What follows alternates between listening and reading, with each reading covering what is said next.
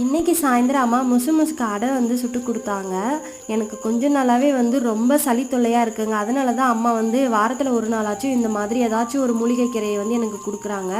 வாசல் பெருக்கி கோலம்லாம் போட்டுட்டு அம்மா போயிட்டு அடை செய்கிறதுக்கான மாவை வந்து ரெடி பண்ண ஆரம்பிச்சிட்டாங்க. இது ரொம்ப செய்கிறது ஈஸியான மெத்தட் தாங்க. அரிசி தேவையான அளவு அரிசியை கொஞ்சம் முன்னாடி ஊற வச்சுடுங்க. அந்த அரிசி கூட முசு கிளையை நல்லா தண்ணியில் அலசிட்டு இந்த அரிசியோடு சேர்த்து இந்த மாதிரி அரைச்சி எடுத்துக்கோங்க. இது கூட மிளகு, சீரகம், தேவையான அளவு உப்பு, வெங்காயம் இது எல்லாத்தையும் போட்டு நல்லா தோசை மாவு அளவுக்கு கலந்துக்கோங்க. கலந்துட்டு தோசைக்கல்லில் அப்படியே நீங்கள் கரண்டியில் மொண்டு ஊற்ற வேண்டிய வேலை தாங்க. தேவையான அளவு கொஞ்சமாக எண்ணெய் விட்டு 2 பக்கமும் நல்லா முருகலாக வேக வச்சு எடுத்து சாப்பிட்டிங்கன்னா டேஸ்ட்டு சூப்பராக இருக்கும். முசுக்கே கஷாயமாக கூட குடிக்கலாம். ஆனால் என்னால் அப்படி குடிக்கவே முடியலைங்க.